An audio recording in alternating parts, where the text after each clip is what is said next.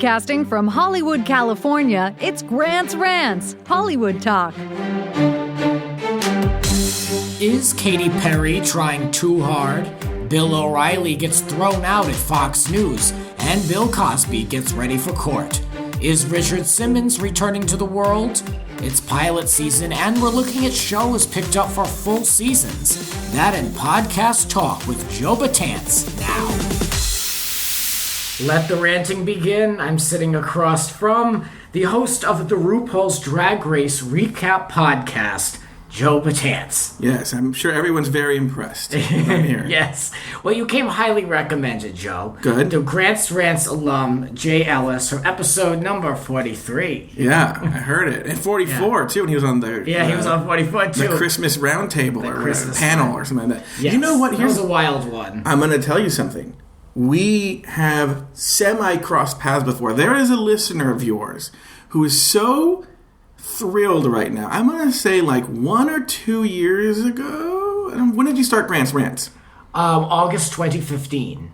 Okay, somewhere around, maybe after that, obviously. Yeah. Some fan of yours tagged me and you and another third person in a tweet and said, the three of you need to get together and do a podcast together. I wonder if it was the Watch What Crappens guys, because I get looped into them sometimes. I don't remember who it was, but I remember looking and going like, I don't know who these people are. I'm ignoring this tweet.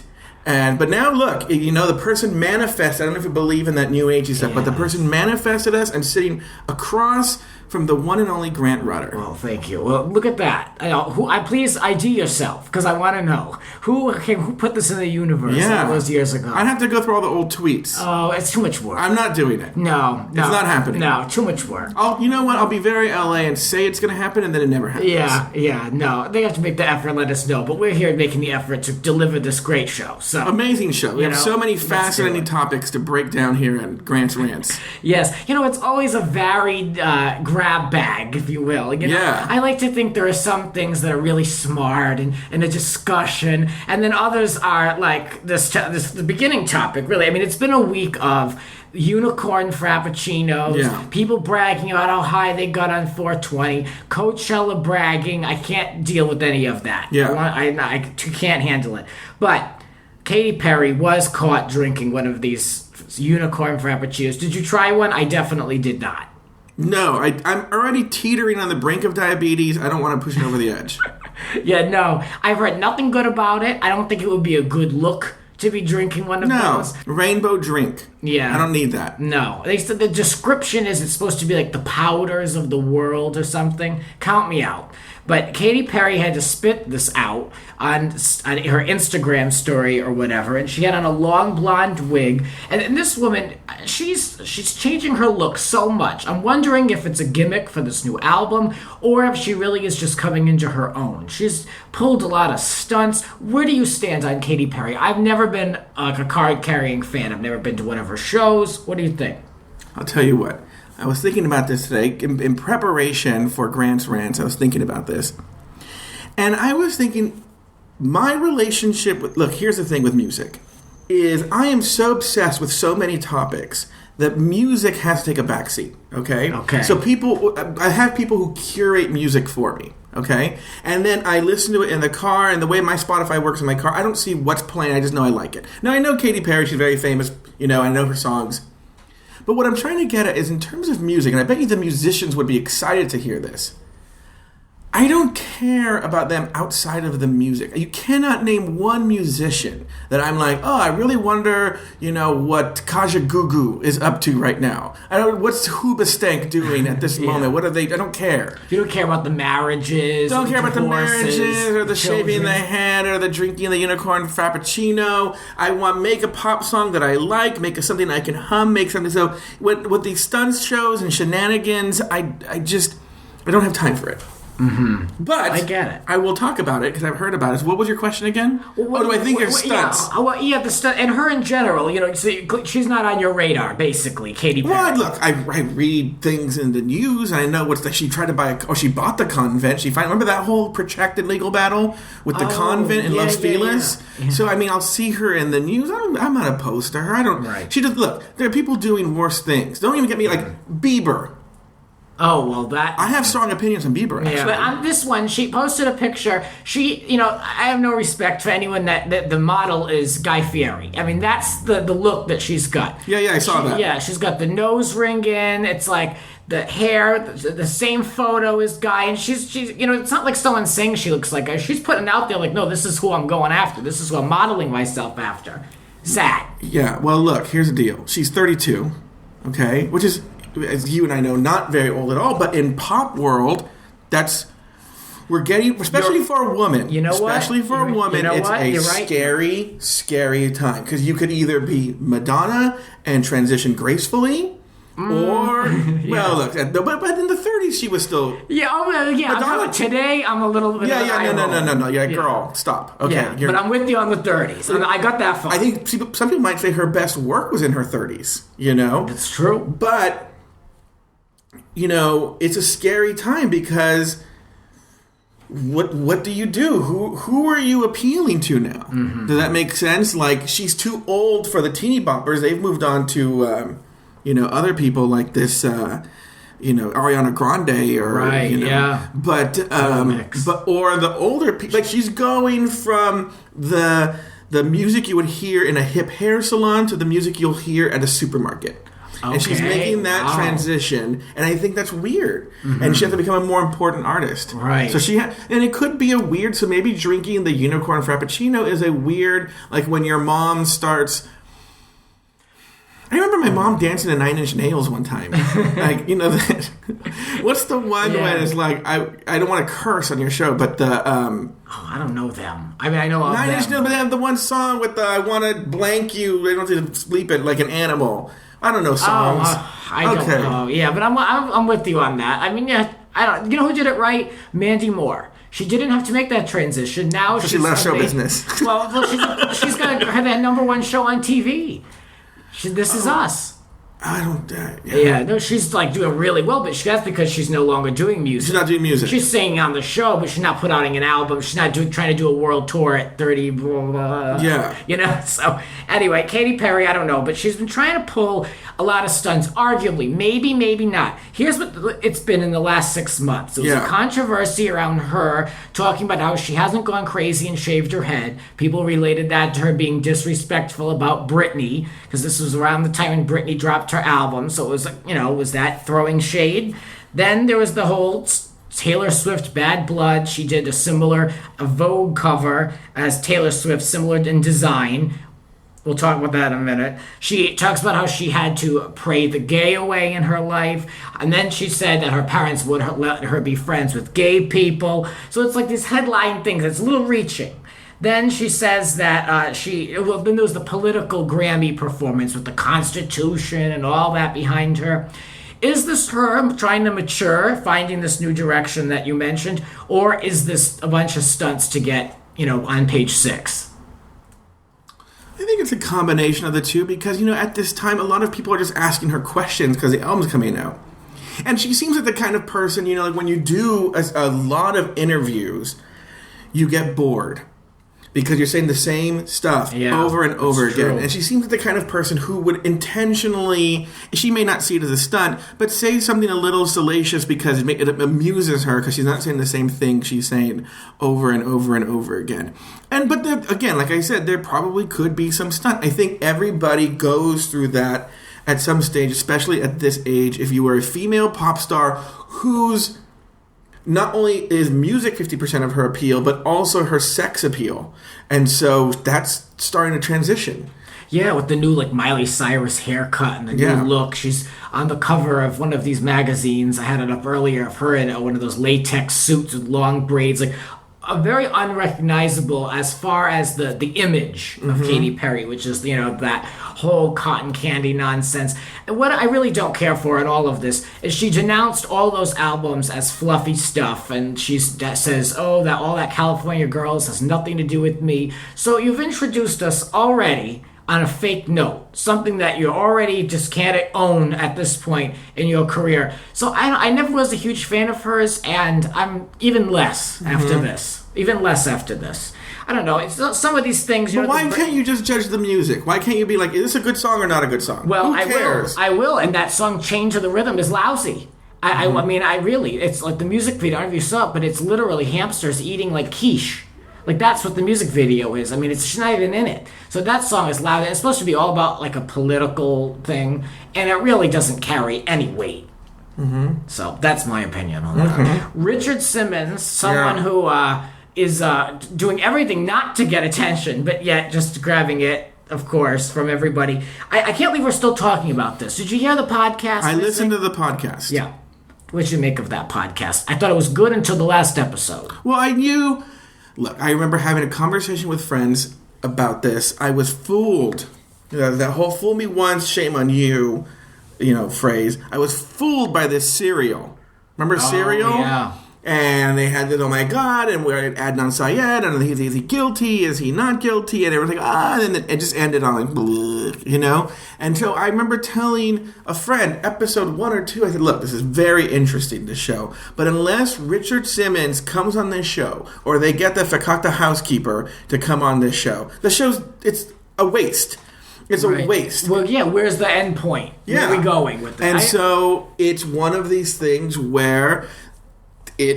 That shows at a high bar. I mean, the backlash was expected. I mean, it's unless you bring Richard Simmons on, then it came off as prying and as invasive, and it made you actually sympathize with Richard a little bit more, And this guy seemed like he was sort of taking advantage of Richard, the kind of person that Richard was actually trying to hide from. Now he's back in the news, and I kept thinking there's something they can pull from this information that they could potentially use to do a follow-up to that podcast with the latest.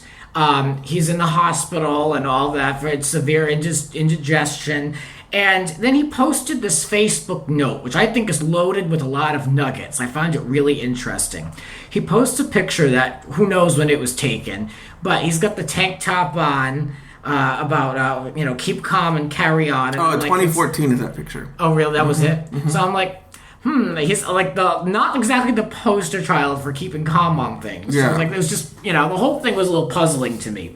So I'm going to read the note because when I read it, I was like, really, especially after listening to this initial podcast, Missing Richard Simmons, I was like, okay, there's a few things that I find interesting, that worth discussing. So here's what Richard says on his Facebook. He says, "Hello to everyone who has shown concern for me and sent their good wishes. You will never know how much it means to me. Aren't you sick of hearing and reading about me?" So here we go. He knows that all this is going on. They claim he didn't listen to the whole podcast and he was just getting snippets of things throughout the press. But he knows the presence that he has in the media. Mm-hmm. So I was like, okay, that confirms that. He says, "LOL, well, by now you know that I'm not missing, just under the weather." Shade to the podcast right away. Like, third sentence. I'm sure I will be feeling good and back home in a couple days. This has reminded me that when you need help, you can't be afraid to reach out and ask for it. We all think we should always be able to solve our problems all by ourselves, and sometimes it's just bigger than we are. Someone else, Richard, who was there for so many people and was I feel like this was a little bit of salt in the wound to people who he kind of abandoned. You need to know to reach out to people. And it's okay. Well, people reached out to him and gave him a lot of money over the years. Where's he? Well, gave him a lot of money for what? For the products? The cruises. Well, he sold the product. He delivered the product. Look, here's the thing. Is one of the things that's interesting is just a couple of days before he was in the hospital, that was the big story, was he signed a multi-million-dollar a year deal for some sort of new... Right, it was merchandising and endorsements and leasing options. So I think that there's a comeback in Bubbly. Maybe it could have... Who knows why he went missing? Who knows? I kind of do think when you give so much of yourself the way he did, the way it's documented in that podcast, I think at a certain point you just give up and you're done. And it's easier to just ghost, if you will, trapdoor it, than it is to have to go to every single relationship and say, hey, blah, blah, blah, blah, blah. It's probably very painful. I think the dog, they even mentioned on there, his dog had recently passed away. I think that was very hard for him. Mm-hmm. And so I think it was just easier for him to ghost everybody And he's also, what the problem is when you're... He made his life about helping people, though. Yeah, but I think the problem is when you hear on the podcast is when you're a celebrity, people always want to present that they're better friends with you than they are. And so we're hearing people saying, oh, Richard and I were very close, but who knows how close they really were. Right.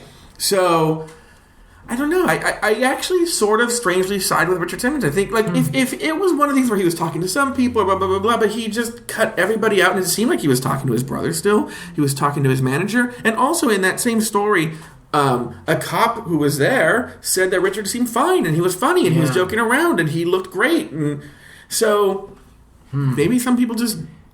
They get sick of being famous. Right. Well, he says in the sign-off later in this little note, he says, hope to see you all again soon. So I think there's something there, especially with that deal that you mentioned that he signed. And he'd be so stupid not to capitalize on all this, within the next, 6 weeks. And if not in the next 6 weeks, forget it. You're going to get on something immediately, because he has been everywhere. They've been discussing him on all these shows. So I would jump on that. Why the hell wouldn't you?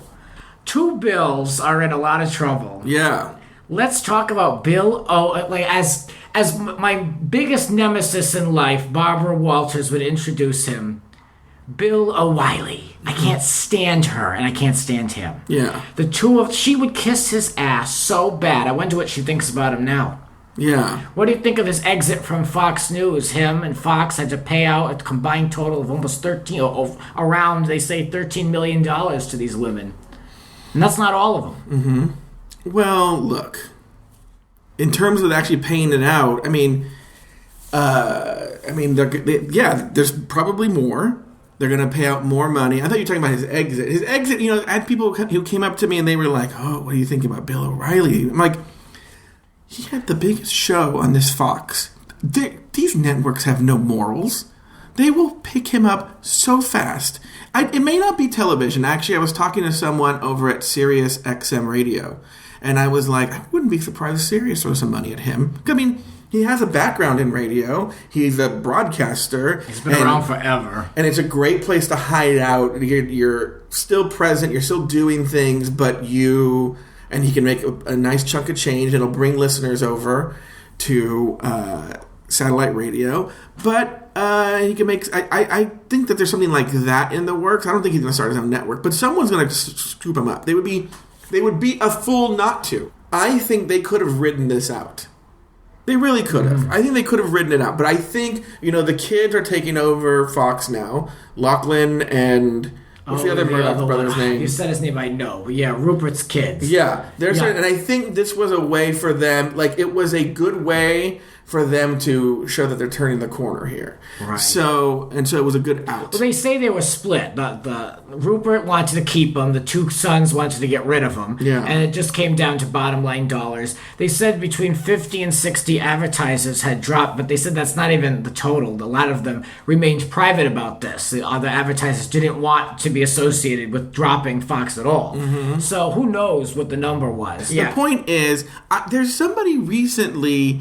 who, I can't remember who it was running through my mind right now, who had a similar controversy, and advertisers left, and they just wrote it out, and the person was so huge, I wish I could remember who it was, that the advertisers slowly started coming back, because you just can't deny the numbers. You just can't. Right. And so Bill O'Reilly has the biggest numbers in the show. The viewers aren't going to go anywhere. And... he has his base, and then eventually, once everything died down, the advertisers would slowly start to come back. Once everybody forgot. They could do a full, up until September, a bunch of rotating hosts or fill-ins or whatever, and that would give it more than enough time. And then when they roll out in September their new seasons, they could have them come back. Food Network could have brought back this Paula Deen. They could have brought her back. That one, yeah. They could have totally brought her back. Because even what's so funny is with Paula Deen is, and actually you think, what does that have to do with anything? It's going to relate because you also bring up Bill Cosby, and I think they relate here, is if you actually look at the Paula Deen case,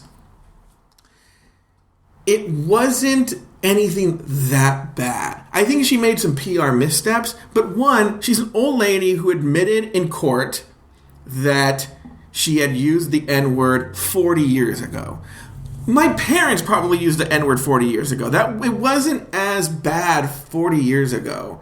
it was still probably bad, but it wasn't as bad 40 years ago to use the N-word, okay? 1. 2, she was really defending her brother. She had never been accused of any sort of discrimination against black people. It was really against her brother, and she was in court.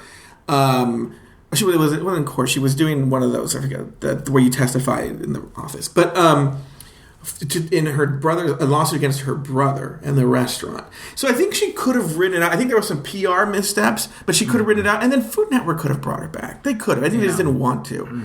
I think maybe her time was done. So the reason it brings up is Bill Cosby, is I know everyone should know that this Grant Rudder is so thorough. Like, I know everything that's going to happen by the minute.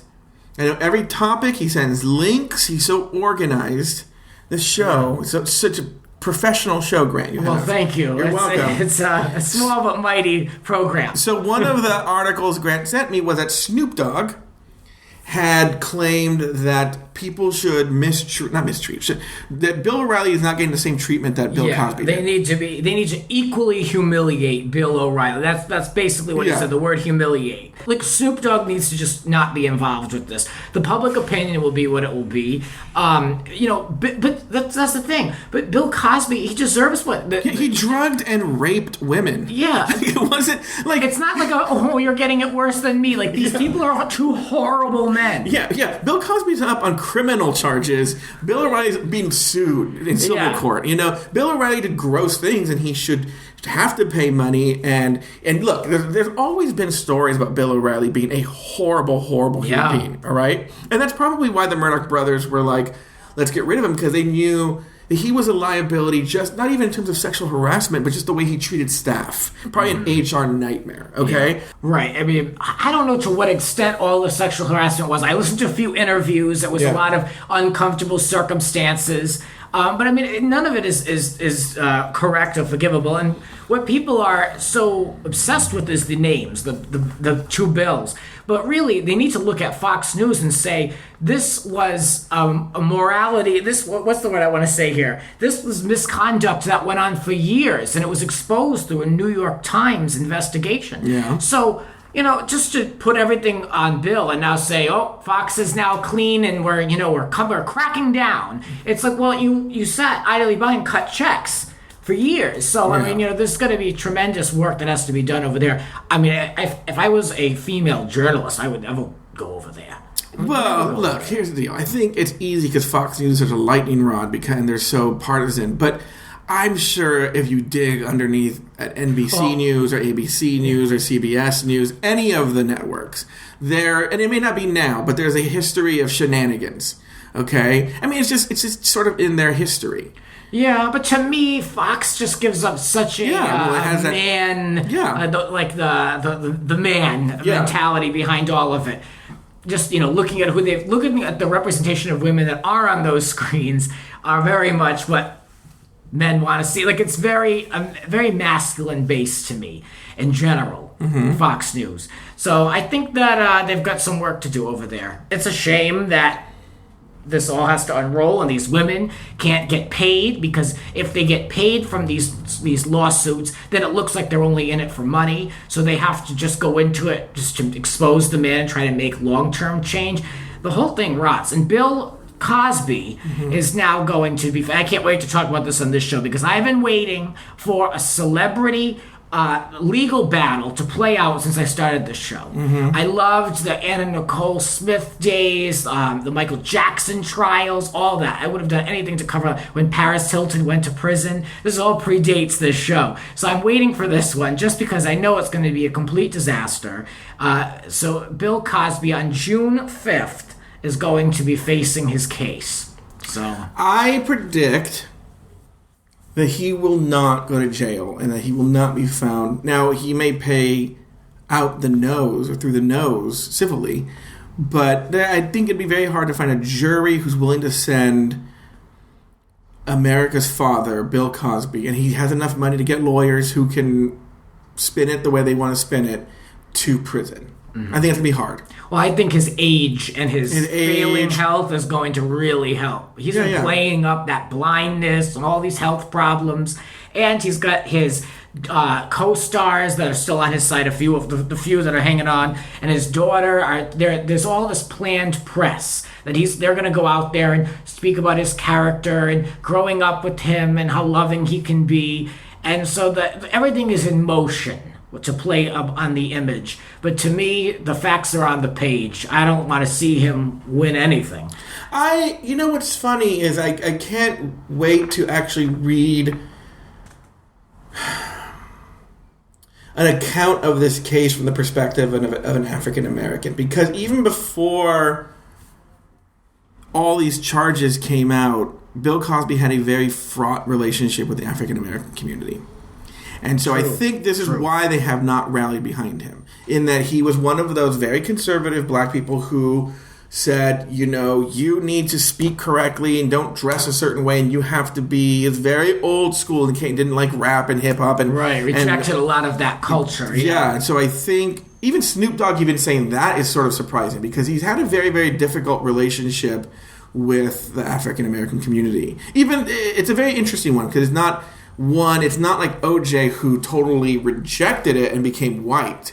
It was Bill Cosby saw himself very much as an African American, but as one almost as a nagging grandfather, or like, you guys need to behave. That's how you improve yourself. And exactly. And I think he all but said those exact words. Yeah. And you need to be personally responsible. And I think that gave him a very difficult relationship. And so now there's sort of like this like self-righteousness going on within the black community, because I bet you Bill Cosby would not have been a very Black Lives Matter supporter. Oh no, I don't think so. Yeah, so I think that's why it's going to be very interesting. It'll be years from now, it'll be old men before we see it, but it'll be good. Yeah, Bill, I don't know. I don't see him putting on the jumpsuit. I just don't. I think it would be very interesting if it happened, though. Like, I'd be watching. You know what I mean? I'd be watching. I don't think it's going to happen. Public perception has him deemed as guilty. There's no coming back. Oh, yeah, his career's done. Yeah, no, but in the whole thing, like, I would never... What's the point of going on? Your whole legacy is just thrown away. Your name is scraped off buildings, like, you're done. Yeah, but you know what? Here's the thing. Who knows what happens when you die? People forgive a lot when people die. I mean, Michael Jackson had a very questionable relationship with children, okay? This is true. Which is, yes. I don't know what happened. I have my own theories with Michael Jackson and the kids. And then once he died, the best thing that happened to Michael Jackson's image was that he died. And so now... That's sad. Yeah. Isn't that horrible? I hope that doesn't happen to me. The best thing that ever happened to me was I died. Yeah, and now the people who manage the estate, it's in the black. Oh yeah. Oh. And what's funny is now, and you see this with a lot of legends, is that they get frozen in time. They no longer age. A good example is Elizabeth Taylor. You never really see old pictures of Elizabeth Taylor anymore. It's always the young era of Elizabeth. Even look now, just very recently. Do you see any old pictures of Carrie Fisher? No. It's always Princess Leia. And remember all the prime years. The mean stuff they were saying about her after The Force Awakens. Oh, she looks horrible. And she blah, blah, blah, blah. My own mother said that. Yeah, exactly. Like, oh, no, trust me, so did mine. Like, oh, she looks terrible. She aged badly. But now she's just frozen in time at that age. Yeah. And so with Bill Cosby, look, it'll take some time, but once memory, and then all of a sudden you'll start seeing the Cosby Show rerun. This is gonna be like in 10 years. Well, it's years. on Bounce TV. They have already. Yeah. They couldn't hold back on that already. Yeah. So you know what? It could be happening faster than you think. Yeah, and then it's gonna be like in 10, 15 years. Oh, Bill Cosby, and you just. Like, my nieces love Michael Jackson. They have the Michael Jackson PlayStation game, and they sing and they dance, and they just think he's the greatest thing ever. And do they need to know that? Do they need to know that? Why do they need to know that? Why can't it just be that character? Right. Same thing with Disney films. Do we need to know that he was anti-Semitic? Why is that important? He's not here anymore. He's not doing any damage anymore. When we return, we're going to be looking at some shows that are picked up for full series, and we're going to be judging harshly on which shows we're into and which shows are just completely dead on arrival. That and more coming up. You're listening to Grant's Rants. Please rate, subscribe, and share. Spread the word. There are a lot more rants to come. Listen anytime on all major podcasting platforms and YouTube for bonus content. And now, back to the show. And we're back with talking with Joe, and I think Joe is getting more of a laugh at me than I get laughing at myself. Yes, and everyone should know, I don't know how many people actually know Grant who listen to this show. I'm sure like a tiny 1/100th of the people who listen to the show actually know you. And so I'm fascinated by him. I would watch a documentary about Grant. I don't know. I just don't think it'd be that interesting. He's so fastidious. And anything, you could ask Grant any question, and he would have a lengthy explanation of the story. Like earlier today, I said, we're going to use a jokey. Are we going to use this hour? He has a giant hourglass behind him. And I said, are you going to use this hourglass? And he's like, let me tell you, like I have it, and I used to have people come over, and I would turn it over because I wanted them to think that there were things going on, and I think it's 2.5. And I got a whole spiel about this hourglass. Well, I didn't want to answer you yes or no. Like, oh, do you use this? I was going to say no. I felt like I had to give a little bit of it, backstory. Yeah, but that's the best part is I think I've never seen more pillows on a bed than I've seen, not right now. There are 10 pillows. And some of those, to give you some backstory, some of those pillows are custom made for my mother. Exactly. Just to give you a little bit exactly. There's so many. That's what I'm saying. Like, we could get a story about each pillow. I'm sure every thread. I'm not even joking. I'm not even joking. Yeah, I'm not even joking. I asked him about his wallpaper, and I got a 20-minute rant about the wallpaper and how many inches it was. And please don't look for the seams. It'll bother me all day if you do. This is true. I was here. I lived it. Every single thing. Like, you could do a documentary on his apartment, which is great. It looks like he went to CB2 and said yes. That is the biggest compliment you could give me. Because you know what? I kind of did. Yeah. He went to CB2 and just went, I'll take that. No, this was very methodically planned. I had to work with angles and light and all different, because I live in a studio, kids. Mm-hmm. So I had to be very careful. Round edges. I tried to have things that are soft and certain color palettes. These curtains that I have are from CB2, and I saved up for 2 months to get them because I had to get the specific kind. Anyway, if there were some cameras following me, they would have had a laugh this week because Mercury is in retrograde for real.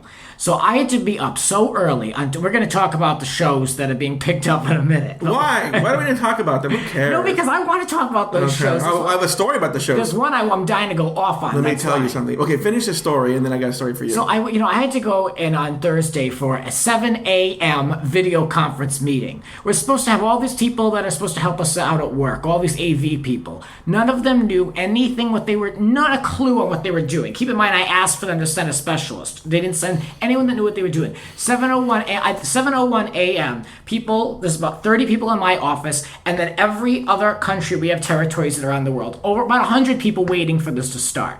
No one knew what to do except me. I figured it out at 7:01 a.m., kicked off. But when I left that morning, I locked myself out of my apartment. So I had to take an Uber up to work. Came back here, had to go to walk around the city to get the keys from another manager. Came back, opened up the apartment, literally threw myself on that rug because I was so stressed out with everything. Then I said, okay, we're going to go. Left here, forgot my phone, came back, went to my car, dead. Had to get the whole car going to get to work, went to work, locked out of all my accounts. All this before 11 a.m. So, there's something there. Okay, everyone, I want you to know he never broke his gaze with me when he did that whole story. 1. 2. This is what you get if you just ask about a candle in this place. No, it really isn't. 3. I wish. 3. You just made the pitch for your reality show. Yeah, I guess if you just want to see me suffer. Isn't that what every reality show is? I guess. Yeah, if you just want to see someone be a complete upside down mess, then yeah. So there's more to the story, but we'll talk about these other shows, these scripted shows. Now, while you pull that out, I'm going to tell you something. So earlier this week, a friend of mine calls me, and he says, what are you doing Sunday? Do you want to get together? And I say, well, I have I record my RuPaul's Drag Race podcast in the morning, In the evening, I have these plans, which we'll actually probably talk about later in the second half. But in the afternoon, I am doing this Grant's Rants show, this podcast. I'm a guest on Grant's Rants. And everyone was like, huh? And he goes, who? And I go, Grant's Rants. I go, here, look. I'm going to send you a link. I've been listening to the podcast to one of his YouTube rants. So you can see what he looks like and blah, blah, blah, you know? So I just... Those are the old school, the pre-rants. Those are like the old days. So I used to do the vlogs. I just pick one at random. Don't even look at it. Just go, there's 6 or 7 of them, right? And just send it along to him. I go, check this out. I get this wall of text arguing to me, or arguing with you through me. Well, it wouldn't be the first time. And I'll tell you why. It's the one when you're talking about the 2014 television season. Okay, that sounds about right. The shows that are coming out in the 2014 television season. Was it with my grandmother or just Nope, me? just you by yourself. Okay. Oh, those are the real old school and ones. you're like, I'm going to talk about ABC. There's a show Blackish. There's a show... Oh, I still can't with Blackish. Yeah, no, I was right in that Fresh video. Off the Boat. What a horrible show. Horrible. Well, here's the problem.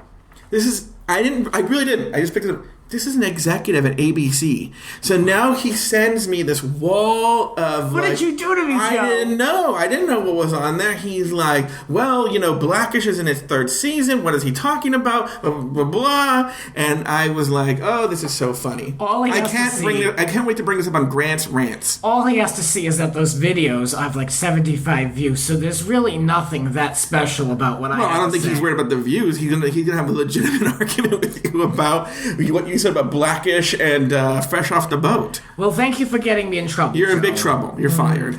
Well, good, because I'm about ready to rip into ABC again. Let's do it. I'm not afraid of him. It's pilot season, and we're talking about these shows that are picked up for a full series. ABC, 10 Days in the Valley. Well, I mean, you know how I feel about the San Fernando Valley on this show. 10 Days in the Valley is 10 days too long. I lived there. I lived that life. I hate the Valley, but this is, I don't know what Valley this is. But it's a 10-episode thriller from Rookie Blues, Tassie Cameron, following a TV producer whose 8-year-old daughter goes missing. Possible summer 2017 premiere. Wouldn't they know if it was airing in the summer? Didn't they do summer press tour? I don't know why this isn't already announced. But no, when it comes abduction storylines... Mm-hmm. It's too dark. There's too much going on in the world to worry about. Who's playing the woman? Kara Sedgwick. Okay, Kara Sedgwick is... Who's believing she has an 8-year-old kid? Kara Sedgwick couldn't have kids 8 years ago. You're like, Kara Sedgwick, what, in her 50s? Like, I think so. Yeah. Like, she'd have to be on, like, IV... Is that what it's called? In vitro IVF? Oh, yeah. She's like so old now. Like, who's believing this? This is a show I would not watch, obviously. Your granddaughter. I remember one time a friend of mine produced a movie that they wanted Sandra Bullock to be the star of, and the movie required her having a college-age son, right? Mm-hmm. And I won't say who ended up starring in the movie, but her people were like, Sandra Bullock would not have a college-age son. Sandra Bullock is 52 years old. Sandra Bullock would have a far older than college-age son. At least. Yeah. Anyway, sorry, go ahead. No, I know, I'm just saying, I'm with you. But this show, not for me. I don't need to watch anything about child abduction. And they had something like this like 2 years ago, and not even on ABC. The second one over here, but I think that one's a limited series, though, isn't it? Well, it's 10 episodes. It's a thriller, but yeah, I guess it would be like a one and done type thing. Mm-hmm. I don't know how many times this kid can go missing. I'm going to text the person to see if it is.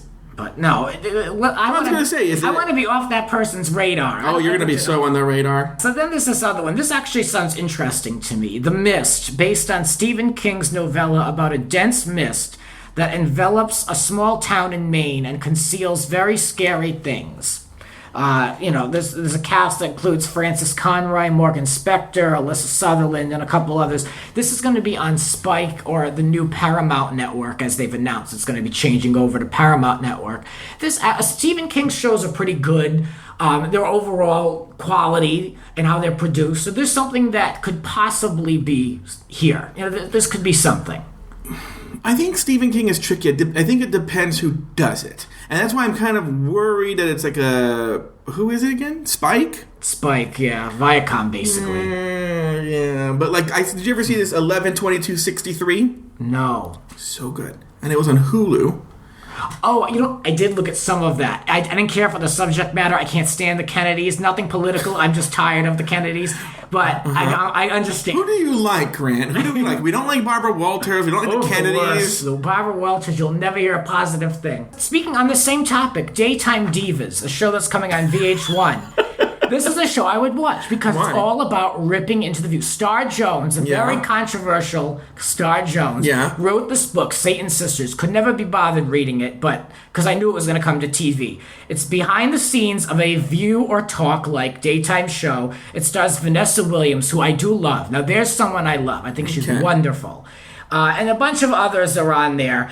And I'm definitely going to be looking at the show because it's supposed to be about behind the scenes on a daytime TV show. Yeah. So I'm in for this one. But Star Jones was a horrible human being. That's why, and I enjoy her for it. So wait, you enjoy Star Jones, but you hate Barbara Walters. I want to go back to this. It's such a strange person to hate. So you want to see this thing about The View, I wouldn't go Satan's Sisters. No, we'll go back to the pilot. Yes, the pilot Daytime Divas I would look at, yes. Here's another one, no interest in. I will not be looking at this. It's called The Looming Tower. Yeah. A drama adaptation of Lawrence Wright's nonfiction book centers on the rise of Al-Qaeda and the events leading up to the 9/11 attacks, including the rivalry between the FBI and the CIA. What network? Hulu. I bet you that's going to be good. This Lawrence Wright, did you read this Going Clear, his book? Well, I love anything Scientology. Read the book. Have you read the book? No, I saw a documentary. No. Don't. The documentary is like not even the toe in the ocean. Really? Oh my God. The book is cuckoo crazy. And what's so great about it, remember we were talking about the lawyers and the missing Richard Simmons? This is sort of a weird thing with Going Clear, the book. I recommend everybody read this book. It's so vetted by so many lawyers that you lose sense of what's up and what's down. And so what they do is they'll drop facts that they've double checked, but there's no commentary. Like, so in other words, they don't want to be sued. So there's zero any kind of bias. Just like, so for instance, I don't know if they mentioned this in the documentary or not, but his son was gay. L. Ron Hubbard's son was gay. And so they just sort of drop at the end of the chapter, just out of nowhere, like, the son was found dead with like semen in his anus, right? And it's just like boom. It's just a sentence. They don't comment on it. They don't expand on it. Label him. It's just a fact. This is what was so like they can't be. Notice the book hasn't been sued. They haven't sued them. You know, it's so, and the Travolta parts are so fascinating. My theory is that Travolta was sort of a source. So the rumors have always been that Travolta has wanted out, and that the Scientologist has too much stuff on him. Because they actually, I don't know if this is in the book or not, when Travolta actually because Travolta's son died. Right, I remember that. And he didn't get treated for his autism, I think it is. Or like he has some sort of disease. Or had some disease. Yeah. And he felt all this guilt as if maybe Scientology, because they don't believe in treating that stuff. True. And so he felt this guilt, so he just slowly backed away and was sort of thinking, the rumors started spreading that he wanted to leave. And all of a sudden, news outlets with no return label, started to get all this information about Travolta and his massages, and here's a photo of him kissing a man outside of an airplane. Have you ever seen that picture? I have seen that. And I remember Gawker, when it was still around, making a story like, sort of insinuating that Scientology sent it. Like, we got this envelope, we have pictures, it has all this proof, we're not going to publish a lot of it, and for Gawker not to publish it. What does that say? Right. And they're saying, but we want you to know that other media outlets received this information, and it just came out of nowhere. Wow. And so that sort of scared him back into the closet. But the Travolta stuff is fascinating. The Tom Cruise stuff, fascinating. Oh, dude, you have to read Going Clear. And so that he did such a good job. And I heard that this Looming Tower, the book he wrote, is equally fascinating. He's an amazing journalist. And to me, though, I'm looking for escapism and entertainment. This is too real. What's not entertaining about Al-Qaeda? It's the wackiest of the terrorist groups. This is just too much for me. I don't see myself watching this. Maybe it'd be really juicy and really well done. And if it's super well done, then I would appreciate it for the work that it is, and that's how I feel about some of Ryan Murphy's stuff. Like, I like the way it comes together. I may not be interested in the subject matter. Like this thing they're going to do with Gianni Versace. Yes, the Gianni Versace, that whole show. I'm sure it's going to be well done. I'll probably look at it. I couldn't care less about the topic. How old are you? I'm 27. Do you remember the whole Gianni Versace murder? So I have an opposite view of you. I think Ryan Murphy picks fascinating topics. For the most part, I think the execution is terrible. And I can understand why you say that. I can see that. I can see the other side of the coin too. Anyway, which one of the? Just name one or two of the shows that you would watch or not. Looming Tower. You would look at Looming Tower, okay? Because Hulu's been making some good stuff too.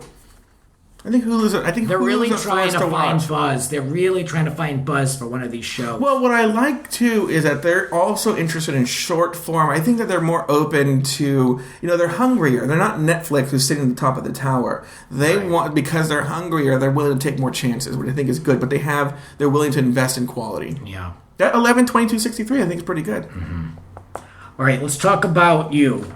And fascinating topic. More about this everything that you do. You're a podcaster. Yeah. And you've got your show Catching Up. Yeah. You're over talking with Larry Flick. On SiriusXM Radio. Yes, who I have so much respect for. I like him a lot. I listened to him way back when I was like a PA driving around, and that was like my little escapism of listening to the Morning Jolt show at the time. Mm-hmm. And he's always been like on my radar. I think he's really great. I love the way he conducts his interviews.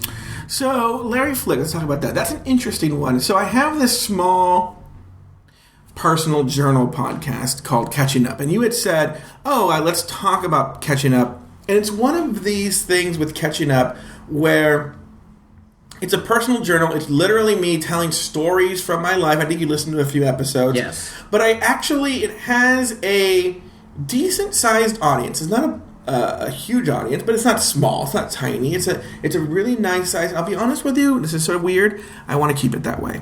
I truly do pour who I really am, my heart into this show. I can't speak for Mike. I'm not saying it to just knock Mike. Mike has a different relationship with the show, but I really do.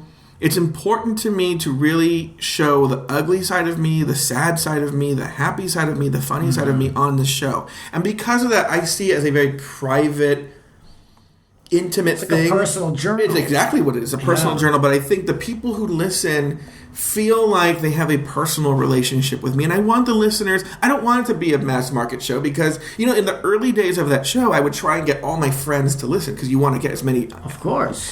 Since then, I do the opposite. When people ask me now, like, what are we catching up on? I intentionally am vague about it, and I don't want people to listen because, one, I want the freedom to talk about them. Two is it's so deeply personal that I don't want them to see it as entertainment. Episode 149, I happen to remember that episode, was the day I talked about that my boyfriend and I broke up. And it's very emotional. I cry on the show. And I dedicate a song to him, and I'm really upset. If you just listen to it on your own, you might find it interesting, but if you were a listener, it was obviously not like breaking up yourself, but they were there. I mean, I know them longer than I was on the show, but from he's just a friend, through the development of, oh my God, this is a thing, right, to the relationship, hearing about the relationship, they saw the whole thing, and then to hear an end of it. It was emotional for me, but I think it was also emotional for other people. And I think some people were like, that's so weird that you would bare your soul on the show. But to me, for someone listening, I think, when I broke up with Cam, his name was Cameron, when people would try and comfort me, I liked either people who would make me laugh or I liked hearing breakup stories because it made me feel not so alone. Mm-hmm. And I think that episode stands for that and now that's, many episodes later, it's almost a year later, that everything's okay. So that show, I'm like, so anyway, back to Larry Flick. So Larry Flick is a huge fan of RuPaul's Drag Race and was trying to find a good RuPaul's Drag Race podcast. Found our show and then wanted to know more about the different hosts. He listened to everybody's individual shows. They didn't connect with the other ones, but really connected with mine and go into what I said, really sort of bought into our lives and the relationships, and so became obsessed. Not obsessed, I shouldn't use that term, but like he wanted to talk to us. And so he reached out to us. Now, I got to admit to you, and I think Larry knows this, I had no idea who he was. I thought I was like a crazy listener, right? Yeah. So he was just like, hey, guys, I really like the show. And I was like, okay, whatever. And then he was like, would you come on my SiriusXM show, and I want to interview you guys. And so I was like, what the? And so my relationship with Larry is, so then Larry, after that interview, really took me under his wing, asked me to be on every week, and it's been sort of an amazing thing. But what's funny is I see Larry as a friend and not but I meet people like you frequently who are like, oh my God, Larry Flick. I used to listen to him on the, what was it called? The Morning Jolt. On the Larry Morning Flick. Jolt and blah, blah, blah, blah, blah, and yada, yada, yada. And I'm like, and I make him laugh when I said, I'm like, people like you? Like, you have fans? And he's like, So, Larry Flick is a great guy, and if, and we can talk about this later, but if the broadcasting thing takes off, I owe it almost all to Larry Flick. Wow. So that's how that all came about. He reached out to you cold, and so you call in, or how does it work? I know he's in New York. Yeah. So it's like you're at a big radio board, and then there's a mic, and it's super fancy. When you're not working, sometimes you come with me. Oh, yeah, that'd be cool. I'd love to check out like a real setup. No, you know what? It's very impressive. I bet. I bet. Yeah. So what else can you tell us? Talk to us about your other experiences out here. What is your goal? What are you here to do? Well, it's so funny that you say that, because I think recently it's changed. So I'm from Los Angeles originally, and then I started doing stand-up comedy. Well, no, I initially started in music videos. Okay. And I did that for a few years, and then I was like, meh. What did you do in music videos? So what happened in music videos is it works very similar to like advertising. So what happens is when you work for a production company, let's say Green Day would come to you and say, like, we're coming out with a new album, here's a song we want to make a video for, sort of pitch us your idea. And so I and a director would write the treatment, and I would actually physically write it, and then they present it, and then they decide the ones they like, and you go through a process. And then if you get chosen, then the production company gets the gig. So I did that for a few years. And then I was like, so I didn't do that. And then I transitioned right from then into becoming, so the music video thing took off. And then that led to like, oh, do you want to write screenplays? I was like, sure. And I got super into screenplays. And that actually went really, really, really well. And there's a million stories like this, but this is years ago, where I had, and it just seemed so easy then, it just happened so naturally that I had really big meetings with big people. Like I met with Mick G about helping him with Superman when he was doing that, years ago. And I met with this person about this book, and I wrote a Bukowski adaptation that fell through. Like most stories in this town, things fall through for the dumbest reasons. And the Bukowski one broke my heart. I was really attached to that one. And when it did, I was like, screw this. I hate this town. I hate this business. I'm out of here. So I went and I started my own company for a few years. So now I run a nonprofit corporation that helps poor kids get into college. But then what happened was... something very meaningful in this world. Yeah, what's so funny is people like in this town especially, like they lose their mind on that, know. So I know. So what happened in the meanwhile is I somehow stumbled into... I'm going to try and keep... which is so funny. I'm so frank on my show, but I actually do not talk about this side. Actually, you're getting a Rants exclusive with Betance, because I actually don't talk too much about this side of my life. So I stumbled into a kind of really A-listy world, and I've now developed relationships in that world. Strangely, I've never used any of them. So the only thing I would say with that is a few years ago, a really good friend of mine who is a successful film producer and director said, you know what? I like you. You're funny. I want you and this other friend of mine to write a movie. Well, in the meanwhile, by the way, in the interim here, between last screenwriting phase 1 and screenwriting phase 2, I was a stand-up comedian. And that becomes important later to what things are now. I want you to write a feature film. I'm going to produce it. We're going to get like Kristen Wiig or Melissa McCarthy to star in it, and blah, blah, blah. And he already had the idea. He had the concept. Let's move on this concept. And so we write the feature film. It goes through that whole thing, which I don't know how in depth you want to get in that. And it goes through the process, and it's so funny that I'm like, this guy's a big name. It's good. This is gonna be huge. This is the thing. We're gonna do this. Good, yeah. And it's just like, oh, Kristen Wiig passed, Melissa McCarthy passed, Anna Kendrick passed. You know what's so funny is I had pitched Amy Schumer before Amy Schumer was Amy Schumer, and I bet if we would have hit it then, it would have been a good timing thing, right? But then Amy Schumer passed, and then this, and then all of a sudden. So actually what's funny is then it just quietly died.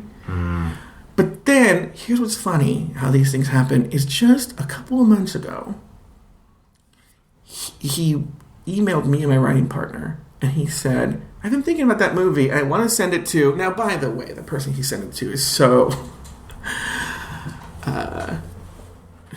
It's two people, actually. See, my writing partner, she's not really a writer, and she's moved on. She's not even, I don't even think she'd consider herself in show business anymore, right?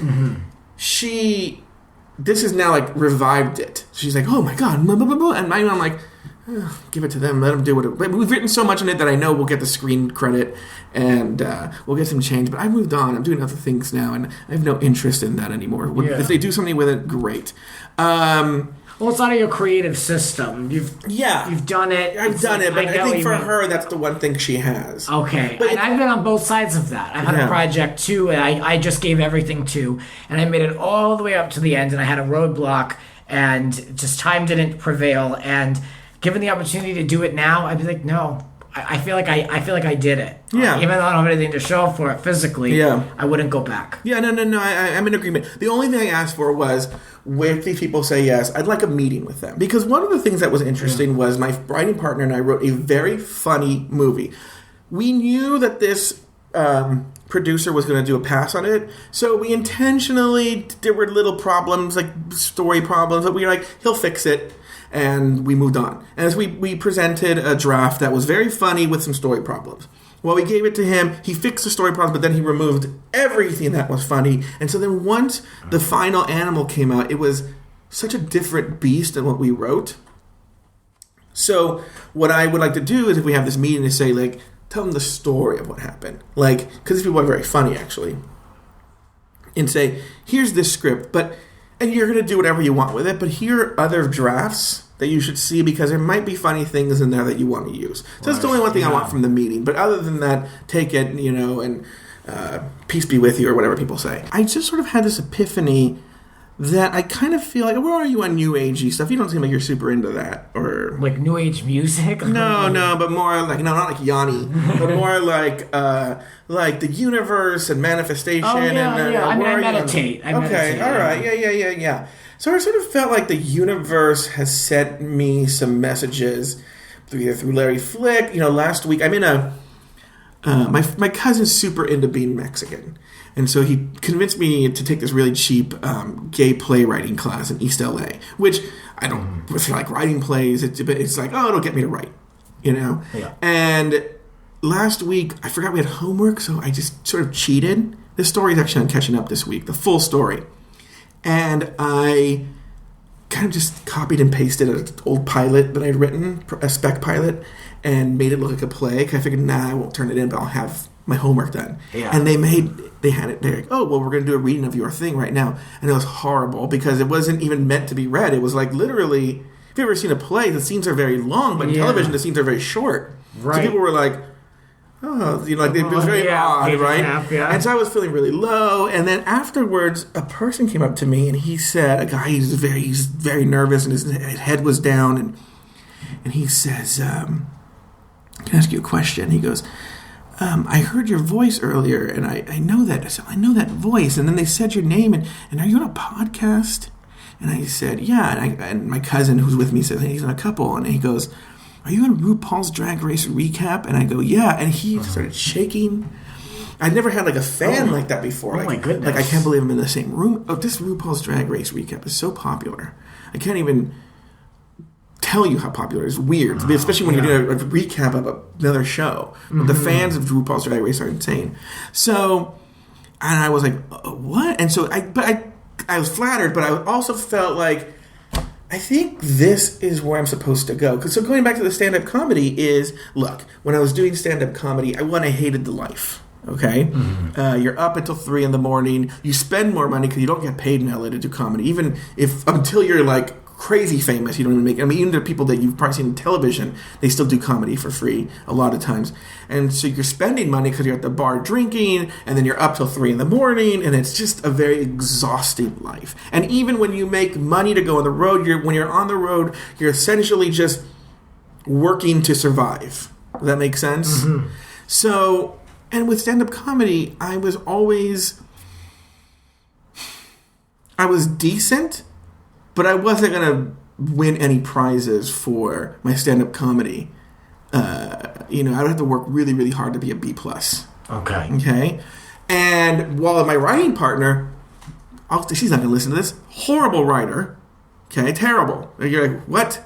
Didn't you even put a word together? One of the most naturally gifted stand-up comics I've ever seen. Okay? Mm-hmm. She just has the gift. She doesn't use it, but she has it. And she could just effortlessly be an A. Okay? And so that's the thing, is people pigeonhole people in show business, and you probably understand this, where they think, well, you're funny, you should be a stand-up comic.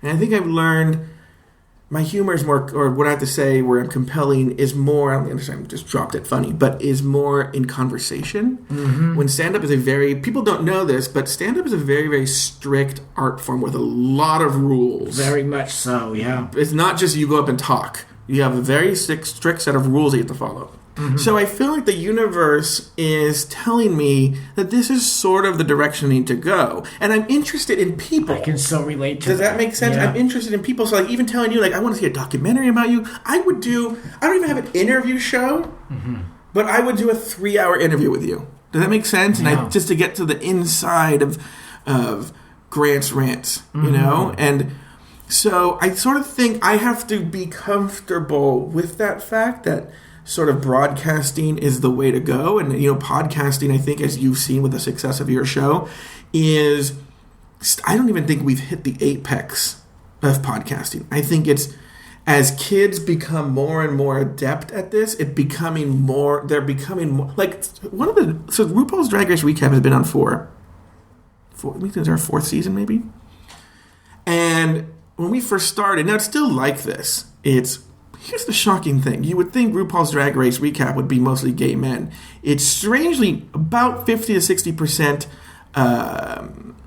female, like straight female, like mm-hmm. housewives. And they're maybe like 25 to 55 range. Uh-huh. Okay? But a surprising, significant portion of our audience is like 13 to 16-year-olds. Okay? And if you want to talk about why that podcast is so popular, and I never thought about this, and you and I don't think about this. We live in Los Angeles, but it's not uncommon for us to get an email that says, I live in Tuscaloosa, Alabama, mm-hmm. and I'm the only gay person that I know here of. And I watch the show, and I have no one to talk about this show with. Yeah. And this show scratches that itch. We just got a letter the other day from a guy who's in the military. He's in the Middle East. It takes him 8 hours to download one episode of RuPaul's Drag Race, the video. Wow. And he has no one in the military. No one in the military is watching RuPaul's Drag Race, right? So this show fills that itch because you watch the show, but it's a show you want to talk about. Yeah. You can talk about other shows. Yeah, so it shows you there's an intimacy to, like, for instance, you and I are having a conversation. I don't know how many of you listeners you have, and I'm sure you have a lot of listeners, but what I'm saying is there are people that you don't know about who this show is important to them.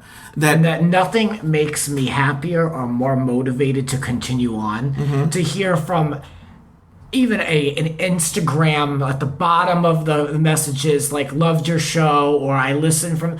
One girl sent me a picture of her listening to the Rants. The logo was up on her dashboard in her car. And she was in Australia. And she listens all the time. Love you for listening.